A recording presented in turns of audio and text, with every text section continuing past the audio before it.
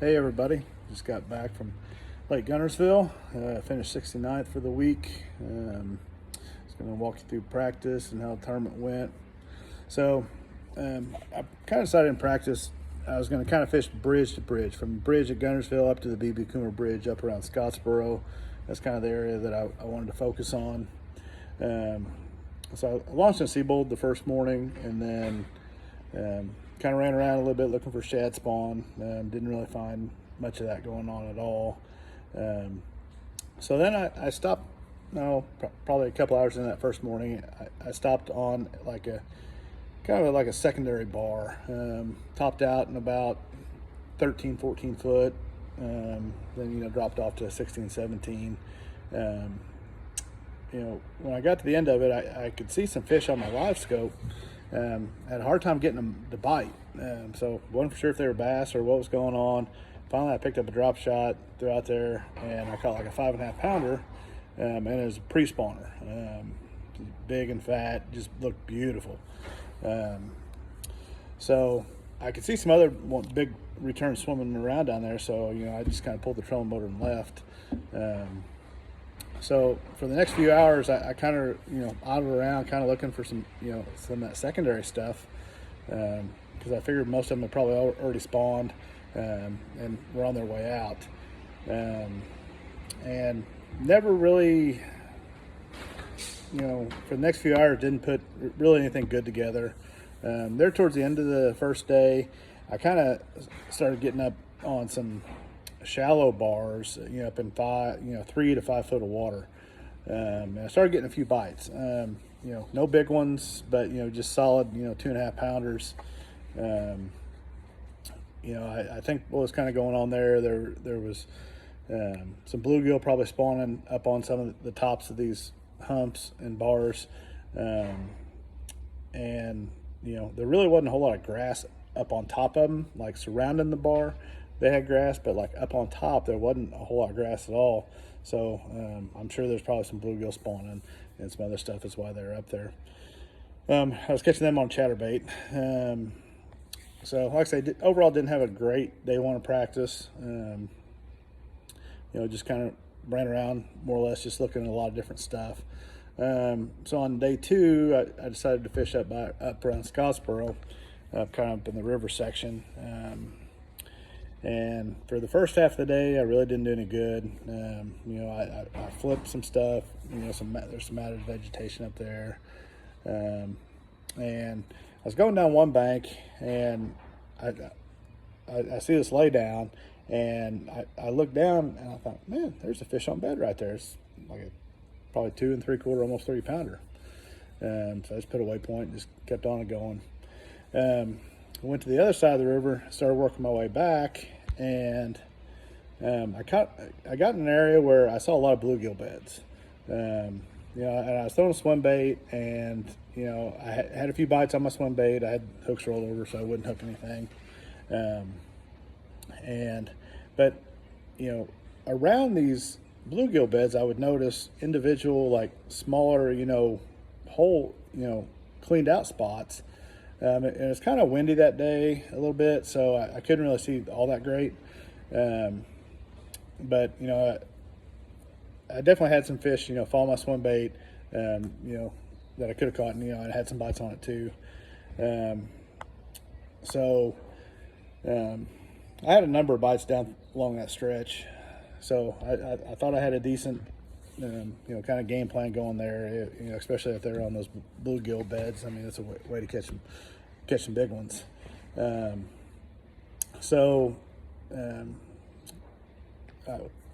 practice is over, get my boat draw, and I can't remember what boat number I was the first day.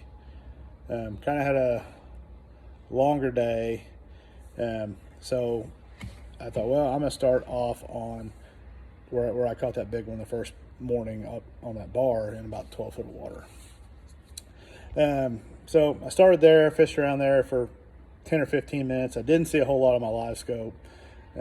Saw some small ones swimming around. So I kind of bailed on that. So just in from there, there was a bunch of bunch of bars and little points that stuck out, that, were 3 to 5 foot on top that I had not fished in practice. But they were similar to where I got some other bites first day. So after the initial 10 minutes, I just kind of went practicing for the next couple hours. And the Garmin mapping just makes it so easy, kind of what you're looking for. Sitting out here in the boat now, I hope you can see it, but this is just kind of like one area. You got 3 foot here, 5 foot, and anyway, wherever the dark red is, that's your shallow areas. And so if you zoom out, you can get around some of these islands and see. So once I kind of figured that out, I can just run around the lake. It just kind of fits the pattern. So that's kind of what I did for the first probably the next 3 hours after I fished pretty much all new stuff. I caught a limit off of it, off of different spots. I could never get more than a couple bites on each spot. It was just kind of like, you'd roll up there, you get 1, 2 if you're lucky, and then you might as well just head on to the next one. So I think I actually had 4. So it started getting about mid-morning there. Another reason I didn't want to go up to the one side of the river that I was fishing early is because I wanted to be able to see. And until that sun got up, to see where the bluegill beds and some of those other places where I thought they might be spawning. So I end up running on up probably I don't know, 10:30. And I'm running up there, and I thought, well, I'm going to go to the one spawner first. That was kind of the farthest waypoint I had. Then I just kind of start working my way back. So I go up there, and I could see a boat pull out kind of right where I thought that fish was. I'm running up there, and I noticed it was a local boat. It wasn't a tournament boat. And I thought, well, the wind was kind of pushing in there a little bit. I was like, maybe they didn't see her. So anyways, I get up there, got my wacky rig, ready to throw in there. And I look at the end of this lay down, and there's just almost like a mat of eelgrass right on top of this bed. So I'm like, what am I going to do?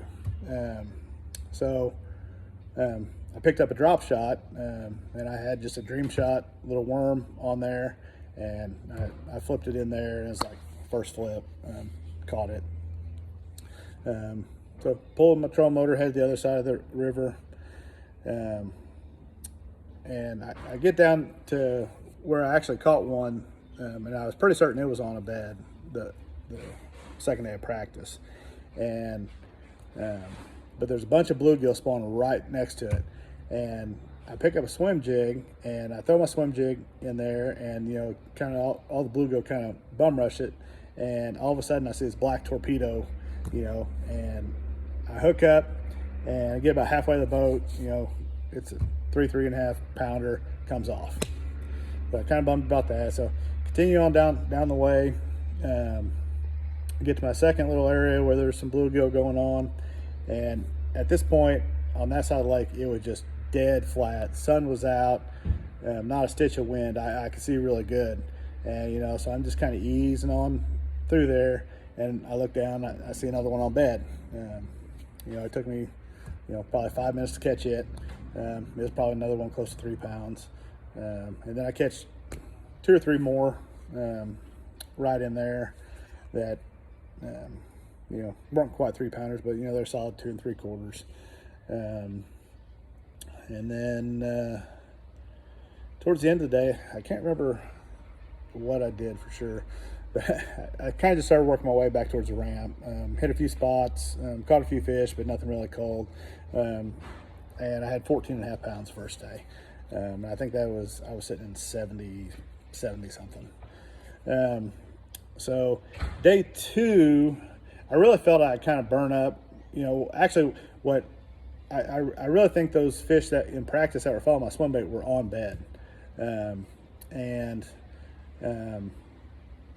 That's why they're following my swim bait, and I really kind of felt that I had thoroughly went through that area and caught most of what I could have caught off bed the first day there. Actually, day one of the tournament, I did go back to where I lost the one on the swim jig and threw my wacky rig in there and caught it. It was a little over 3 pounds.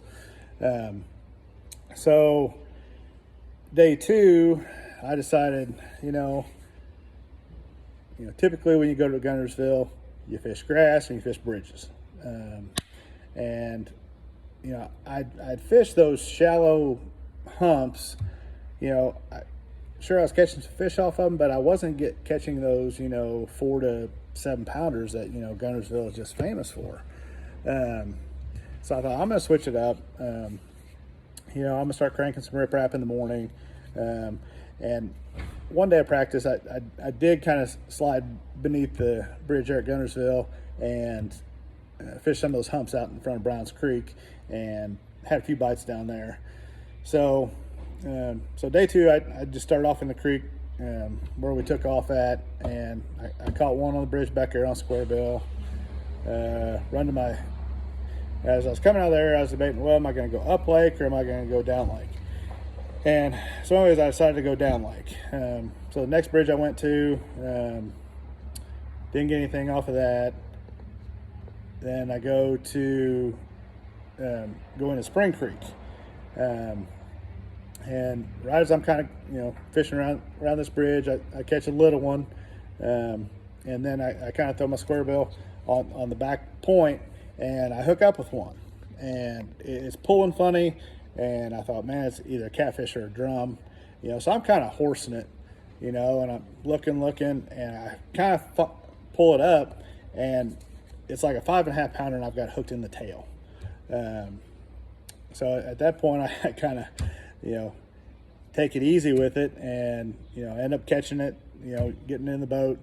It was like a 5.5 pounder, so felt pretty good about that. Just divine intervention at that point. I go on farther back in Spring Creek. I catch another keeper. As I'm coming out, I stop on another bridge, some riprap, and I catch like 2 spotted bass. And then from there, I thought I was going to run to the Browns Creek Bridge. But as I'm running over there, I thought, man, I caught a couple on Carolina rig out on these humps. And so I stop out there, and I catch 2 or 3, off the first hump. They were just, like I say, 2.5, 2 3/4.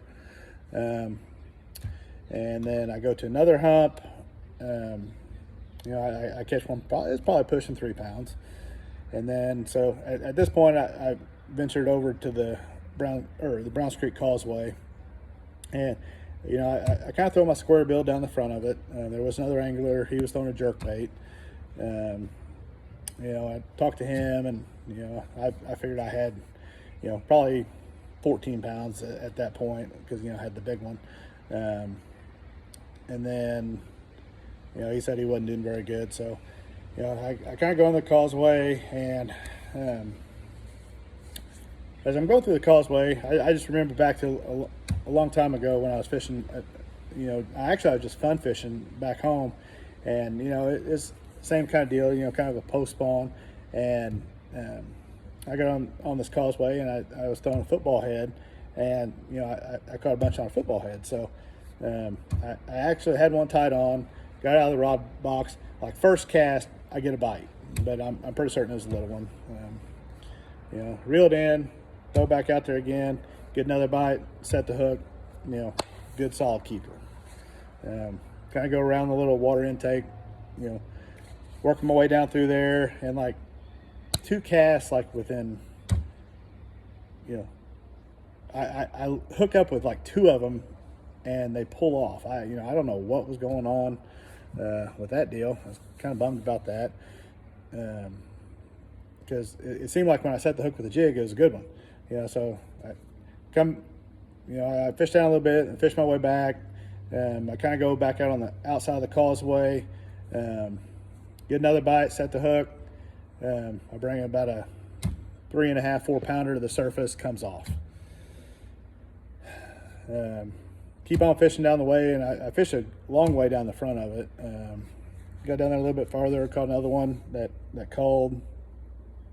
So I thought, well, I'm gonna run back to kind of the area that I started cranking when I first got there, and work my way in. Kind of right when I got to the mouth where you idle through, I caught like 2 and 2 casts, both of them cold, but it was just calling ounces at this point.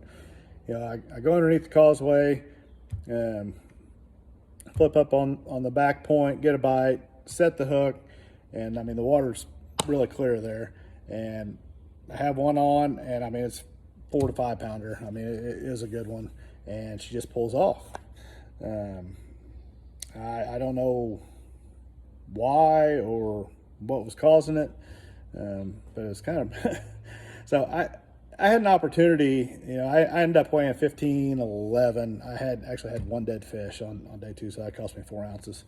But ended up with 15.11, and I moved up to 69th for the tournament.